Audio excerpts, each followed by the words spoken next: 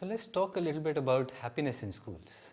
And I think what we've done in the last session is got a good understanding of what's going on in the world today, especially in schools with respect to students and teachers and parents. So what I'd like to do in this session is to spend a little bit of more time on happiness, on what it looks like, what it feels like, what schools would look like if they were happier schools. So let's start with that, and Soumya is going to tell us a little bit about how these concepts can be best implemented in schools. So in our previous session also episode, we have discussed about how life has changed for the students, parents, and in general for everyone. So we have also discussed that stress, depression, anxiety, and how students are responding and everyone is responding. Everything has changed in that way.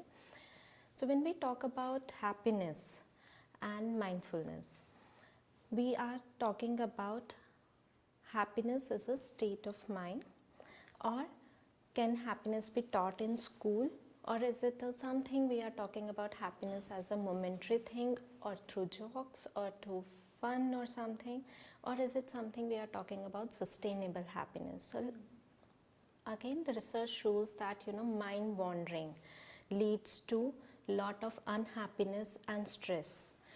So most of the time during a day, 48% of the time our mind is wandering, which leads to subsequent unhappiness and stress. So what to do with that thing, because lot of overstimulated environment is there with students, with teachers and parents also, and we are doing multitasking at the same time. Mindfulness helps us to bring our attention back to the present moment. It simply means being here and now in the present moment. For example, if I'm talking right now and you people are listening, so it might be possible that my mind is busy thinking about the past, what we have done earlier, or about thinking about the future also. So mind is constantly in past or future, whereas our body and what we are doing, it's in the present moment. So there are so many distractions around us for students, parents and teacher, and these distractions, we are not aware what to do about these things, and these all creates lot of uncomfortable emotions also. Sometimes we feel comfortable, sometimes we feel uncomfortable.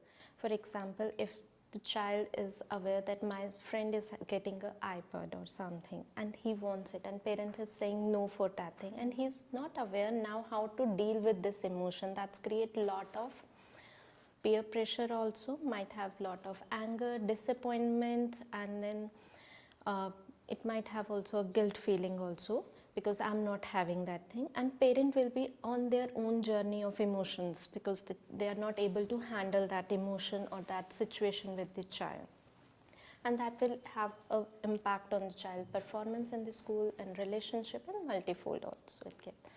So then how to talk about these things, how to talk about comfortable emotions or uncomfortable emotions. So before we go ahead with this, what is your opinion? Do you think is it important for students or parents or teachers to know, to talk about emotions in general, what I'm feeling in the present moment, or maybe I'm feeling comfortable or uncomfortable in the classroom when I'm teaching as a teacher? Does it impact my teaching? Or absolutely. The mood of the teacher is the mood of the class, or the mood of the principal, we say, is the mood of the school. It really impacts.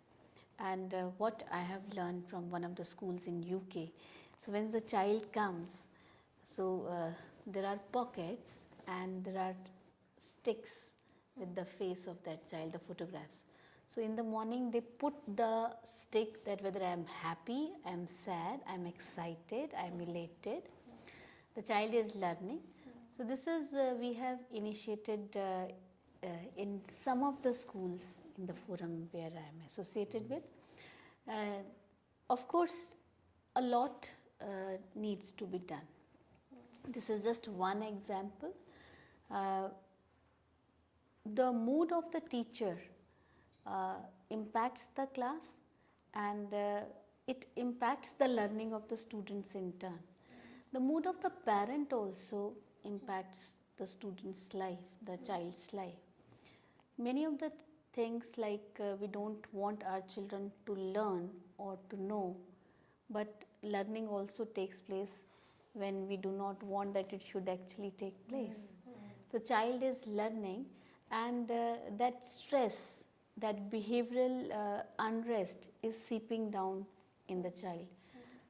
I feel that there is no structured thing available with us at the moment, and there is a need that in the school there should be some structured what you can say, some policy, some pedagogy, some strategy that the teachers should also undergo some kind of some refresher guide or a course, and in the school also we must have something for the parents, because outside of course even if they are available, once they are coming to the school for the child, they will accept it happily. We need to work on that, I believe.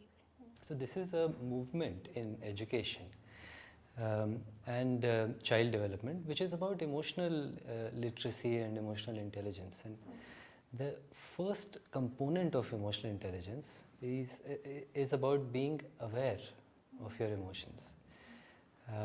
And there are a number of adults that I know, and I'm sure you know, who are not aware of their emotions, who might be feeling anxious, but that anxiety might be demonstrated as anger. So, because they're extremely stressed about something and they don't know how to, they don't even know they're stressed. All they know is that they're shouting at somebody. And that's when they stop themselves and realize what it is. And in that moment, when you ask them why we are doing that, they'll say, because you did that. Because that's human tendency, isn't it? People would tend to attribute how they feel to an external situation as opposed to themselves. So I think that example that you gave, where students are, essentially it's a bit of mood monitoring. It's a bit like just checking in with your mood and seeing what exactly am I feeling like today. Am I feeling little happy, very happy? And that's it. And just being okay with that. So recently my son participated in an inter-school competition, and he prepared very hard for his bit. And once he came back from school, I could tell from his mood that he has not won a prize for that competition, and usually he does well in such forums. So he was really angry and didn't want to talk, and of course I asked him the basic questions that, were you able to do your best? And his answer was yes, of course. I was like, okay, that means that you did a good job. It was just that on that day somebody else, the judges felt that somebody else did a better job. And I was expecting that, he'll sort of internalize that and move on with the rest of the evening. But he was just in a very angry mood, and he has a younger sibling, and he was being snappy with the younger brother, and, so much so that there was a TV remote and the younger one asked for it, and the older one literally just threw it across like that. And I've never seen my child throw an object in anger before. And so I sort of got hold of him and I sat him down and I said, I know you don't feel like talking about it, but please let's talk about how you felt after this experience. And he was getting angry. He didn't like the child who had come first. He knew that child and he said, I don't like that child. And so all of those things came out, and then slowly he started crying. And so actually he was just really sad that he hadn't, he'd put in so much effort. There was a lot of self-pity and sadness there, which was completely masked by this anger that you were referring to. And, if I also had a rush day at work, maybe when he threw the remote, maybe my reaction would have been, some punishment, some time out. But because I knew what had unfolded in school, I could put two and two together. And fortunately, we were in a position to then have that conversation and resolve some of that.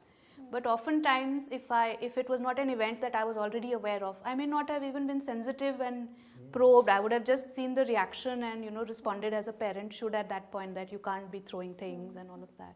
So it's really important to understand which emotion is actually at play for the child at that point in time. Thank you so much, Neha, for bringing in this example. It's actually what you did was more of emotionally intelligent parenting, because you noticed what he is feeling, the child is feeling, and then you reflected and empathized with the child also, and that gave him a safe space actually to reflect on that, okay, I can share whatever I'm experiencing right now. So it's very important for us as an adult to create that safe space for our children where they can relate to what they are feeling and then able to label their emotion and express it in an appropriate ways. So it's not about anger is bad or feeling sad is bad or something. All emotions are okay to have, like comfortable and uncomfortable. So usually as adult, what we teach to our students is like gussa nahi. It's like bad thing to experience. But when we are feeling uncomfortable, we are expressing it through anger only. When we feel that situations are not in control, we are expressing anger.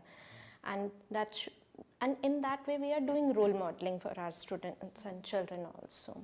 And when they are doing it, we said, no, it's wrong. So it's a faulty learning and faulty messages we are giving to students.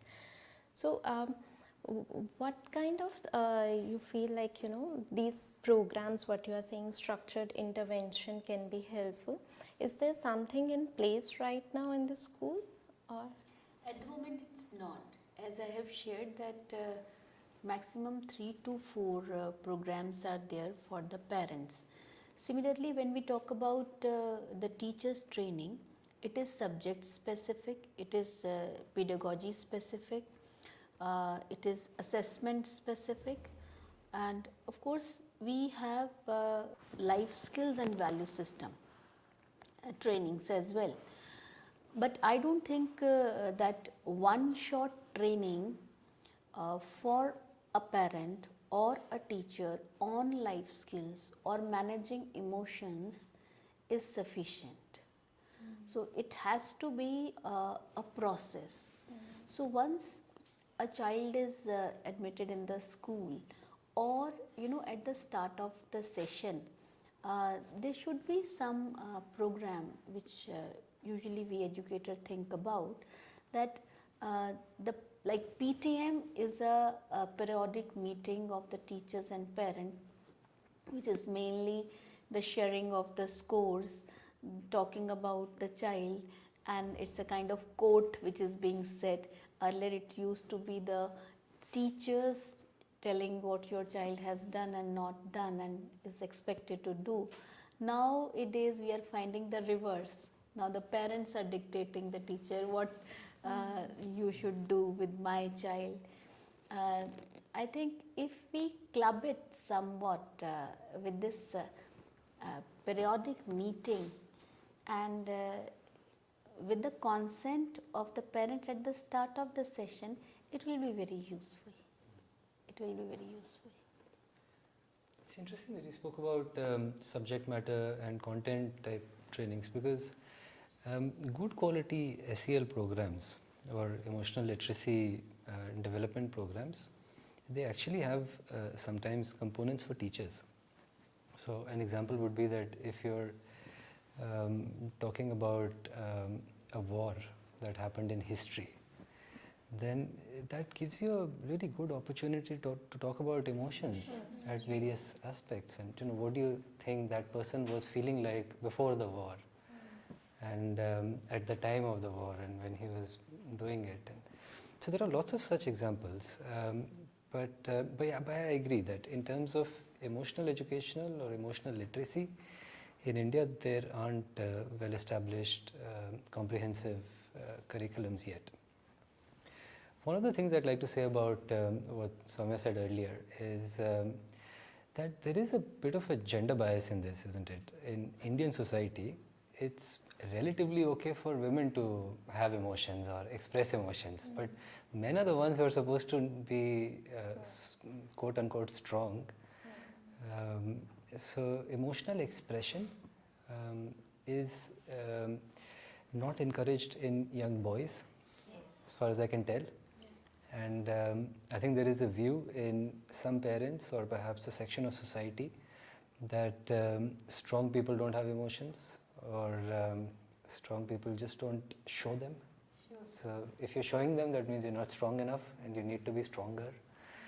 All that happens is that people who try and deny their emotions, or they try and pretend as if they don't have any emotions, just lead a very rigid, very superficial life, which I can imagine must be quite difficult for people to do.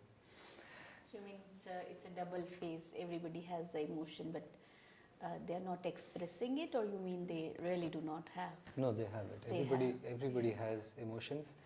People who have not been taught how to identify emotions, and they don't have the vocabulary of different emotions. Absolutely. So they're not able to identify that actually what I'm feeling is intense anxiety, or I'm just really fearful that this might happen.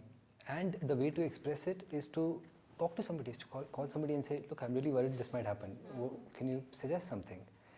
But if you don't do that, then it'll just, you can't bottle up emotions forever, isn't it? And then that's when people behave in reckless manners, or in ways that they subsequently regret, or do impulsive things, when they're not able to express what they're feeling.